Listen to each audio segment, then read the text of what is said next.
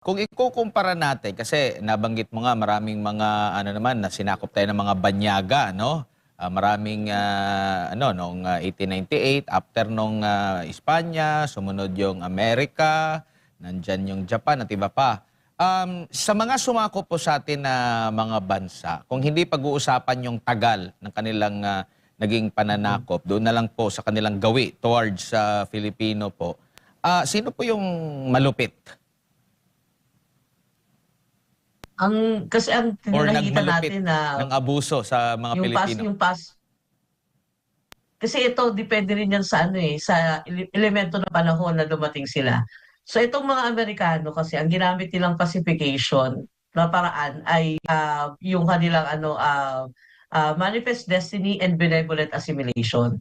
Kasi kung naalala natin, nung sinakop tayo ng mga Amerikano sa pamumuno ni William McKinley, so para maipasa niya sa American Congress sa dapat tayong sakupin, so sinabi niya na ipinag-utos ng Panginoon, no, sa kanyang panaginip na sakupin ng bansang Amerika ang Pilipinas para gawing baby at alagaan at palakihin sa isang demokratikong pamahalaan. Okay, kaya ang pinatupad niyang sistema ay benevolent assimilation. Kaya binigyan tayo ng pampublikong edukasyon, infrastruktura, binigyan na empower niya ang local government, no, na Filipino ang leaders, no, sa probinsya except sa Maynila, kasi ang Maynila ay direct control ng Americans.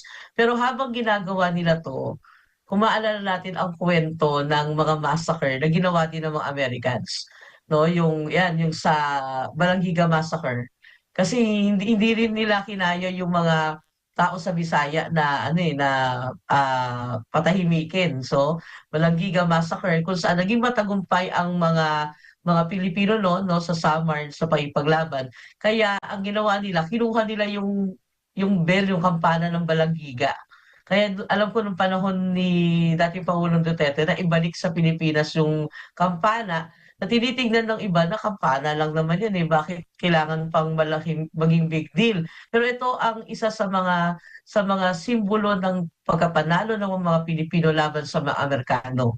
At hindi rin din nakuha nitong si Amerika ang loob ng Mindanao.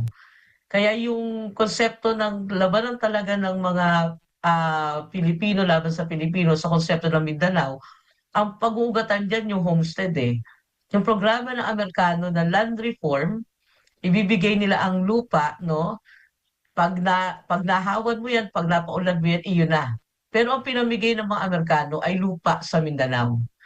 Pero kung tutuusin, kung titignan mo yung kasaysayan, hindi ito naging bahagi pa ng Pilipinas sa panahon ng mga Kastila kasi hindi nakaya ng mga Kastila na ma-penetrate ang Mindanao.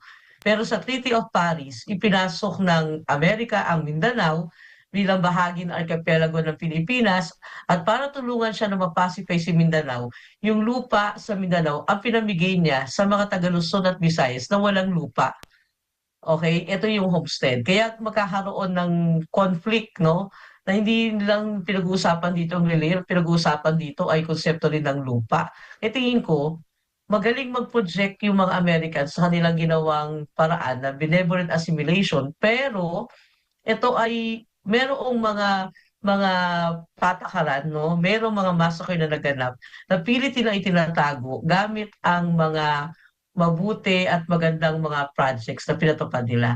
Kasi kung i-assess naman natin yung Japanese occupation, dumating kasi ang mga Japanese panahon ng World War II Kumbaga, ah, na nakita pa ng mga Japanese ang tindi ng loyalty ng mga Filipino sa mga Americans. Kasi kung titignan mo yung kasaysayan, sa unang pagdating ng mga Hapones, hindi naman sila ganun kalupit sa mga Filipino nung unang bahagi ng pananakop nila. Pero nakita nila ang loyalty ng mga Filipino sa Americans. Kaya ito yung magkakaroon ng matinding treatment ang mga Japanese. At ang Manila, hindi ito masisira sa panahon ng unang pagdating ng mga Japanese. Masisira ito yung panahon ng 1945, starting February 12 onward sa March 1945, kasi kung titignan mo yung maigi yung mga footage ng World War sa Battle of Manila, lumalabas dito na ang nagpasabog ng karamihan sa mga building sa Maynila ay mga Amerikano din. Bakit? Kasi nung tumakas yung mga Pilipino na nasa Maynila, sa probinsya, nung bumalik ito si Douglas MacArthur after ng kanyang late landing no October 20, 1944 at pagbabalik na sa Maynila, inakala niya na tapos na yung gera. Yung pala, may plano ang Japanese government na maggumawa ng massacre bilang pagganti sa loyalty ng mga Pilipino sa Americans. Kaya para hindi masisi itong si Douglas MacArthur, kung saan may posibleng Japanese na nagtatago, ay papasabugin nila yung building. Okay? Pero sa dulo nalaman nila na itong mga tinutugis nila mga Japanese ay nag-suicide na pala kasi yung kanilang kultura hindi sila magpapahuli, mas by dignity sila na magpakamatay kaysa mahuli ng kalaban. So kaya kung tutuusin, yung Battle of Manila, Americans din yung naging dahilan kung ba't naging ganun kawasak ang Manila during the World War II. Opo, at Tingin ko Americans ako. opo, nababanggit niyo po mas malupit itong mga Amerikano, no? Nakuha na ba natin, na-compensate ba yung, lalo na yung hinihingi natin na hustisya mula noong mangyari yon, or ganun pa rin yung taktika rin ng Amerika sa atin na ngayon, Prof? Hindi, wala pa ring hustisya. Yung bagong programa nga nila na, di ba, gusto nila magtayo ng AI hub dito sa Clark. Ang gusto pa rin nila, sa loob ng AI hub, iiral ang batas ng Amerika, no? Kung ba ginawa na nila yan sa extraterritoriality law nung panahon sa loob ng military bases eh. Pagkatapos, kung titignan mo yung napakaraming mga kasunduan natin, yung Bell Trade Act, sa ilalim ng Bell Trade Act, bibigyan nila tayo ng independence, pero mananatili ang base militar ng Amerika sa Pilipinas at ang pinakamalupit dito ay yung parity rights. Ito yung equal rights ng mga Pilipino at Amerikano na gamitin ang resources ng Pilipinas at matitigil lamang ito no, sa panahong ayaw na nila.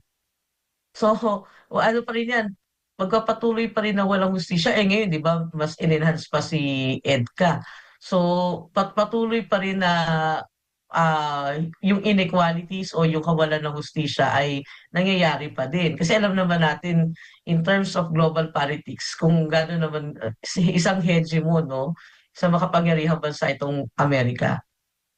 Opo, at mula noon hanggang ngayon, Prof, ang nagpapahirap sa atin lalo, no, ay yung mga nagiging taksil sa ating bayan at nakikipag-connive dito para sa sariling interes. Ito yung nangyari na sa atin noong panahon ng mga Kastila. Kaya nga, tumagal ng ilang daang taon ang mga Kastila rito. Tapos meron pa sa mga Amerikano, for sure, meron din silang mga nakuha ng mga Pilipino para mag-tridor sa sariling bayan po, Prof.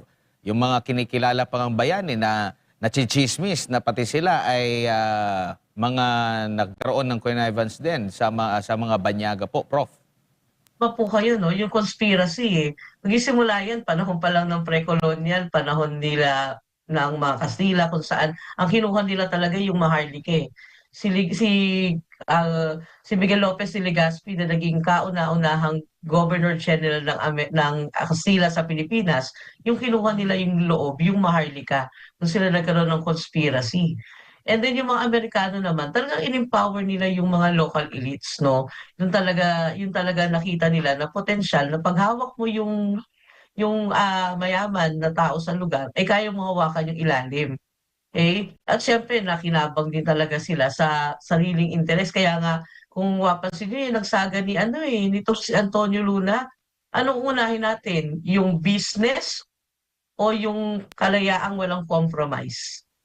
So kung titingnan din naman natin yan sa nung panahon na naka-penetrate na yung mga Amerikano sa Pilipinas, andun lagi yung connection nila sa mga tinatawag nating mga local elites o yung mga mayaman sa bawat probinsya. And then after after ng panahon ng digmaan, sa panahon ng politika hanggang until today, nakita mo rin naman yung epekto ng pagsuporta galing sa business community ng mga mayayaman, di ba? Kaya nga sinasabi, kung gusto mo talagang ma-penetrate ang kapangyarihan sa gobyerno, kailangan may backup ka talaga na backup mo talaga ang business group. Eh, hindi nawawala ang conspiracy. Kaya alam niyo ba, sir, naiinggit ako sa nangyari sa sa Vietnam. 'Di ba sabi ni Ho Chi Minh, kung gusto ng Amerika ng 20 years war, bibigyan natin sila ng 100 years war, walang compromise. So sana gano'n din tayo, wala ng kompromiso, independence lang kung independence.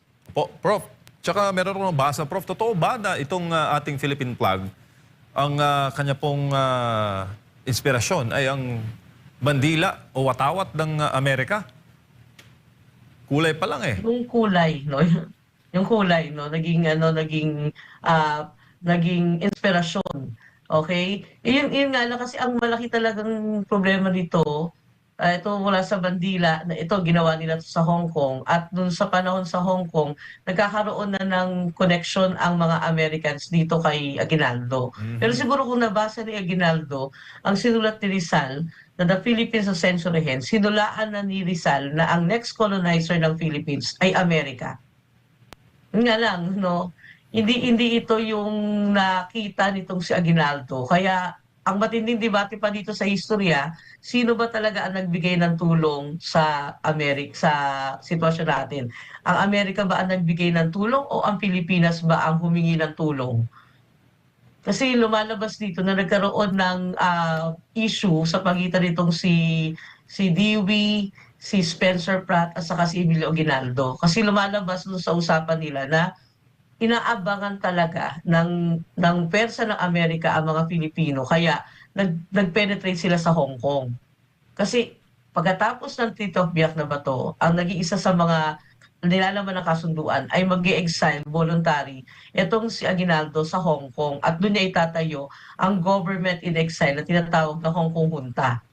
At doon nakakausapin nitong si Spencer Pratt na tao ni Dewey itong si Emilio Aguinaldo. At ang nangyari pa, imbis na sa Hong Kong sila mag-uusap, ang sabi ni Spencer Pratt, yung kanyang boss na si Dewey ay nasa Singapore. At pagdating ngayon sa Singapore nitong si Aguinaldo, wala doon si Dewey. Kasi si Dewey naman daw ay nasa Hong Kong naman pala. At ang sabi nito si Aguinaldo, o sige, kung magkakatulungan tayo, aantayin niyo ako bago kayo bumalik ng Pilipinas. Pero ang nangyari, pumunta na sa Pilipinas itong si Dewey noong May 1, 1898, magaganap na ang American and Spanish War sa Manila Bay nang hindi kasama si Emilio Aguinaldo. Kumbaga sabi ng Amerika, kailangan namin labanan ng Kastila kasi kalaban namin yan kasi pinasabog nila ang USS Maine noong February 15, 1898. Kaya ang kalaban ng kalaban namin ay kaibigan namin. Kaya ayun, naniwala itong si Emilio Aguinaldo. Tapos ang nangyari, iniwan siya ng Amerikano sa Hong Kong. And then after a week, gusto niya nang bumalik sa Pilipinas para pamahalaan ito. Pero ang sabi ng Amerikano, sirado yung barko. Kaya ang nangyari, makakabalik pa si Aguinaldo sa Pilipinas ng May 19, 1898. Kaya lalabas talaga na ang nag-liberate ng Philippines ay Americans.